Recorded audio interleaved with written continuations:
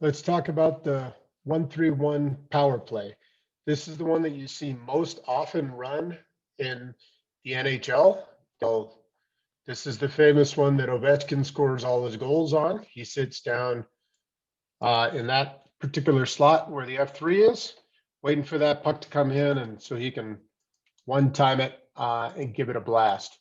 So it is incredibly popular at higher levels of hockey, but it is very vulnerable to the counterattack. And you guys might have noticed that in the NHL, there are a lot of um, goals scored by the penalty kill. And the reason that that's true is because they often load up with 4 forwards and a defenseman. And then if they start rotating across these top 3, you isolate a forward at the top. And then if there's any sort of breakdown, they're off to the races, and usually one-on-one against the forward. Even one-on-one against the defenseman, you're in trouble. So this is a risky power play, and it requires sure hands and good quality passing around the outside. The way that we're structured in this particular case is that we want to set up shooting opportunities amongst all of these guys. So what you'll notice is that, again, like we always draw, lots of triangles. The most dangerous person on the ice is F2, right in the middle.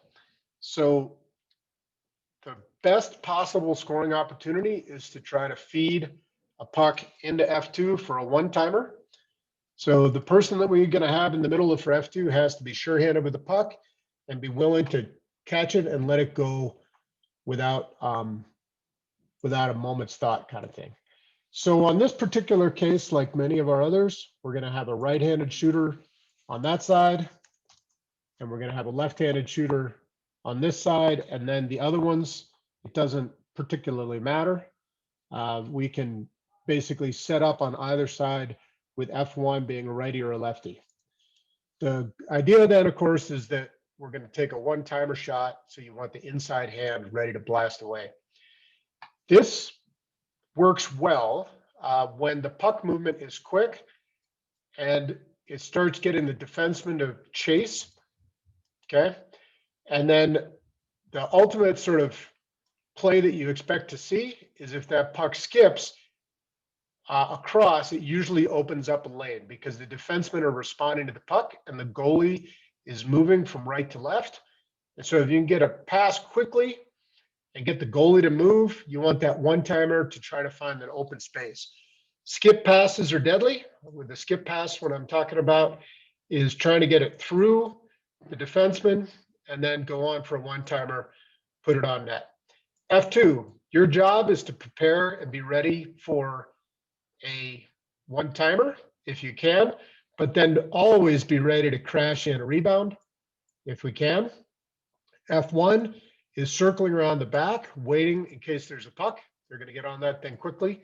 If that puck moves to the outside, D2 is going to provide support so they can get that pass out onto the wing quickly.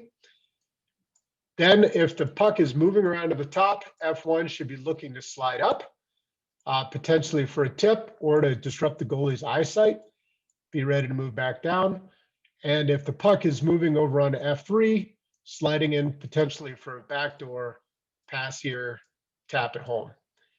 Okay, one other responsibility that you guys have to be ready for is because we are shooting on angles, we have the ability to clear the puck ourselves. So it's a weakness of this particular power play. What's going to happen is we're going to take a blast from let's say we take it from F3 in this case, okay? So he's going to take a blast, he's going to miss the net, it's going to wrap here, and it's going to wing around, and it's going to empty the zone. You guys see this all the time on the NHL. You'll notice that this guy is anticipating. If he sees that F3 is going to take a shot, they're already sliding over ready to pick that puck off the board. So the oppositional player, meaning the person on the other side of the ice, if that puck is being shot by D2, F3 should be ready to get on the board. So if that puck gets wrapped around, F3 is ready to stop it and reset the play. Okay. So we have a bunch of responsibilities. F1's got to be able to pick up those pucks quickly. F2 supports that player. So if F1 is down here and is getting harassed by a defenseman, F2 very aggressively slides down and provides secondary support. D2 provides the outlet pass.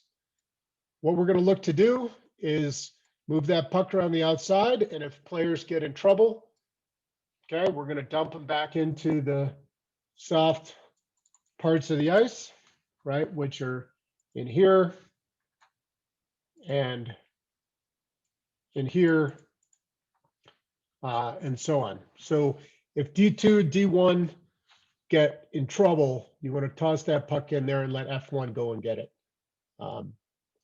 But when this power play runs well, we're basically moving the puck back and forth across, especially moving on the outside. F1 can slide down, provide support. So then that puck moves down from F3 to F1 and back again. And as the D starts breaking their structure, what happens is skip paths start opening up, and then we can move across. And now we've got the goalie moving and everything's successful. A lot of risk in this one, just like we talked about, where if the puck breaks out here, we've only got one guy back. So this guy's got to be Johnny on the spot with our rotation. And same thing, D2's got to be willing to get back. F3's got to be willing to get back if there's a breakdown. So that's a 1-3-1.